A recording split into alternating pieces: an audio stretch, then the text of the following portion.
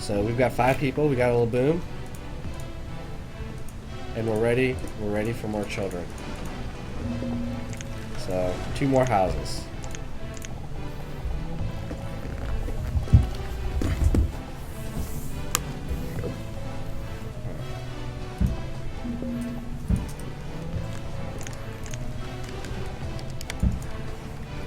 Alright, that's coming up. So they've actually already dropped all the resources here. They're going to start building. We need extra farmers. Yeah, that's good.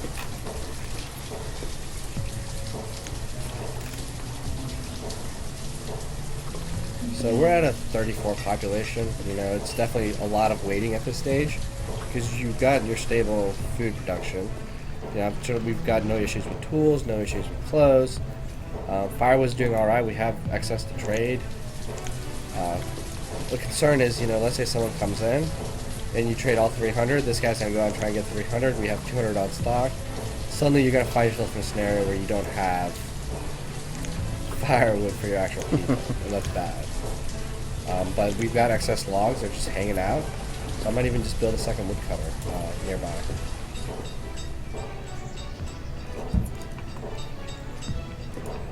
And then maybe we can give that a whirl. Town hall and just show you guys what's in there. That should be fine. We're going to need more stuff. So let's collect. I think I'm going to build a force over here, so go ahead and collect that. Oh, that's problematic. Not a whole lot of iron in the area. The iron is no longer close by. There's a chunk right here. We're just going to have to eat it. So will they use the forester's hut to stay warm? I don't know. I don't know if they need to go back to their house. I haven't really seen a lot of discussion on that. So, I mean, I would like it if, you know, if you are dying. Yeah, you should be able You to are starving. yeah. You're freezing to death. Like, you know, I think a neighbor would let you in. And just yeah, pull particularly in a their community like resources. this. You know, it's like Because one of the frustrating things is, you know, let's say, even if like you're working somewhere over here, you're a laborer, just because you're part of the reserve pool, but your house is over here, you might walk by like 100 houses fully stocked, but you have to still go back to yours. That's something that's a little frustrating because you're just going to lose people down the road. yeah, as your community gets bigger, you definitely have to like up their clothing. You got to get the wool at some So point. when you're looking at the map and like we're constructing up here, we're expanding our town, your labor can still be coming from anywhere. You know, they're not optimized for their profession because they're not working near a field or something. So yeah, I've seen a few of those instances where I've killed my villagers. No regrets. It happens. It happens. It's a survivalist world here. So this one tool right here is called Pass. I don't know if you've gotten a chance to look at it, but it tells you where they live. Ah. So you look into a scenario right here. You might find that, like, you know, that's a long walk for a house. I'm going to build one right here. Right now, without having it also build a storage barn, I would just flip the commute. And that's not really not doing me any favors, but as you expand, you might realize that, like, that new field you You need a built, little bit of centralization. the farmer came from over here because that's the Yeah. nearest available slot. So we're still at 10 speed. I still haven't had a trader come through, but we are doing good on the wood.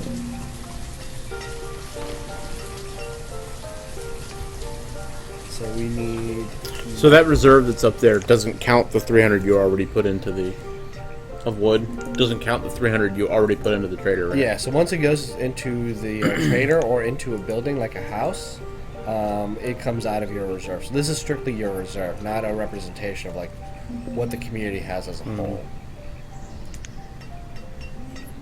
But we are doing good on food. In fact, I'm going to actually go to this and up the food limit here.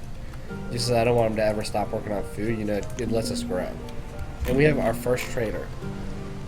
He shows up in this boat, and what's crazy is he has mutton and venison. And that'd be nice. That's food, but we don't really need food. What I'd actually like to see is like the first sheep or cattle, because what that does, it lets me Because get. it's the only place you can get it, right? You have to get it through a trader, but it lets you kind of Can you buy it prior to having the farm? yes. For it? Okay. So I might even just lay out some pasture space and say when he comes in, this is ready to go. But you don't have to have the pasture set up for him. You don't have to. It's going to go into this like little pen. Oh, okay. And then once your pasture's built, they're going to walk Okay. themselves. And we're getting notices. Produced goods is at capacity, so our one storage barn isn't cutting it. So the next major step here is actually the market.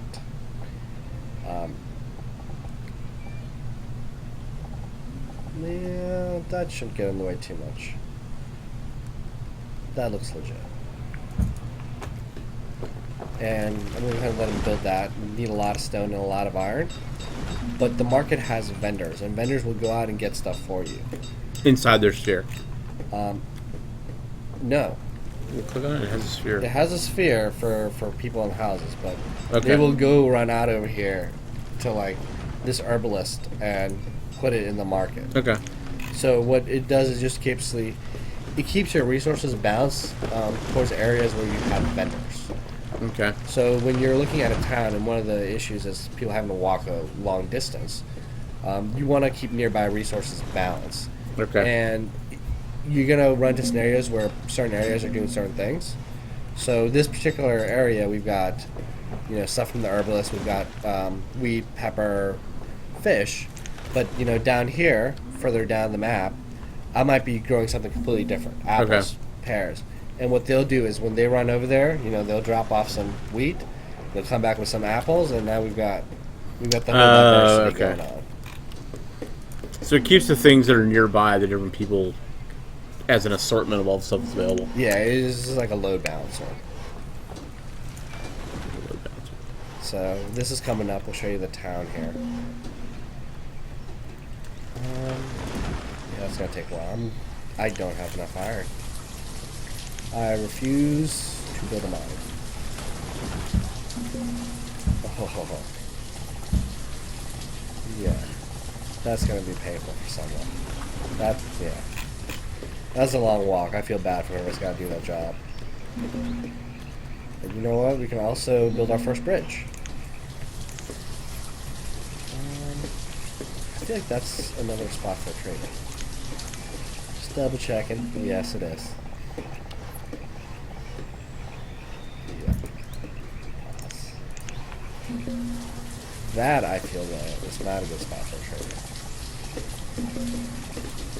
Yeah, I've noticed some of the placement stuff's just a little weird. Like, it looks like you should be able to fit something and you can't. That's a rough bridge. Well, That's long as opposed to 52 and 13. That's not bad. We'll make it happen. Alright. So market's coming up. We actually have 10 laborers. Like, I don't even pay attention. Like, I'm usually looking over here. So we've got a lot of unassigned workers. So let's go ahead and give these people jobs. Make some of them into builders. Yeah, and we have one trader, that's fine. We're not really doing much in the way of trading right now. But what we do need, we have a lot of food. Clothes is on the downswing, so is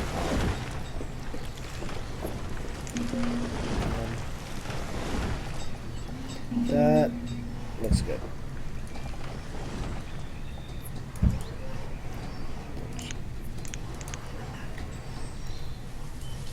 That's good enough. And what I want to do is get like another 3 set up here. So I want another 4 stick.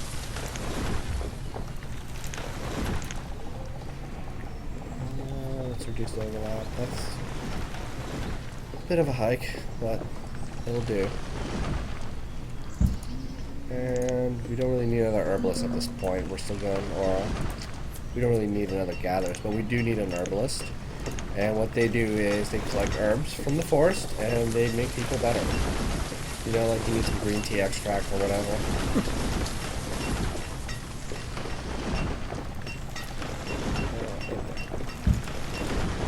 Oh, that's fine. Herbalist is the flower. So we need a vendor. Oops. Let's assign 2 into there. And just running through, since our population is still growing, we're ready for, looks like 1, 2, 3, 4, 5, 6, 7, 8. So we can probably build like 4 houses, honestly. So 1, 2. So the market already has a road around it. Yeah. So 4 houses. Have fun.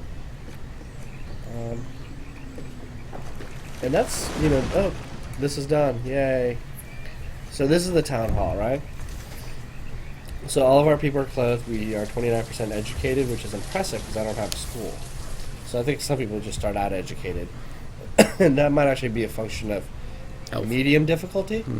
That I start out with some educated people. So the education affects their ability to perform whatever duties, right? Yeah, their productivity. So, wow, that's still rolling.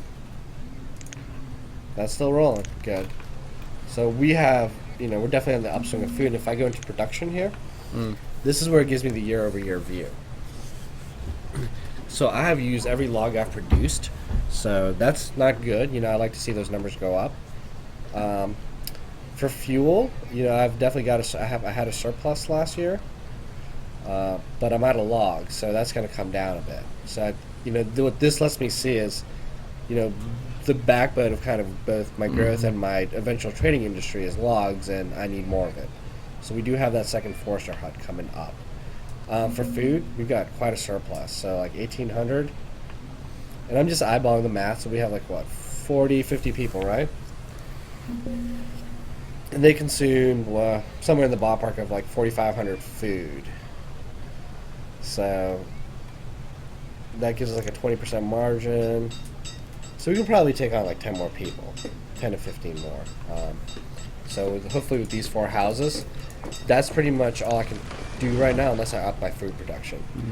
And that might be, something you don't notice playing the game is you're looking at it year over year and you're saying, I've got a lot of food, but just by flushing out a couple houses, now you don't have a surplus. Yeah. Now it becomes an emergency. So it looks like Mike said, what are the first 3 things that a new player should build? So earlier on, we had you're gonna need your houses. Like that's the first thing you're building, your 4 or 5 houses. Yep. And then you need to take care of your kind of core resources. Like you need to have food. That's the first thing everything needs, and then you're gonna need clothing. And once you really have that industry down, you kind of expand from it. So you've got houses and then a gatherer, and then so I go straight to probably the a forester. And or something along those lines. Just kind of get that early. So you can see like all this is starting to fill in. So this guy's making about 250 log a season. That's about average for 4 foresters. So with the second one, that'll double our production of logs, and that'll be good. But it's still probably not enough. We'll see. So let's look at the graph here. So the game's been going on for 7 years, so I'm going to look at the 10 year. So that's pretty steady. If I look at food, you got these little bursts where we're harvesting, but it's definitely on an upswing. I'm happy about that. We've never really ever had a surplus. I've been ambitious in my construction, and we've got firewood needs. We have no quarry, mine, iron. Firewood we capped out. The limit was 500, and now it's coming back up because we're in the spring. But we still don't have any logs. It's probably going to dramatically impact our production here. But what we can do is clear harvest. Just kind of get it going a little more, especially while this is under construction. Yeah. Because what you don't want to run into is you're building something. And then winter hits. But you don't have the resources to build that. Yeah. So, I need logs to make more logs with the Forester hut, but I don't have logs. So, you got to be worried of some of those catch-22s that you can kind of back yourself into.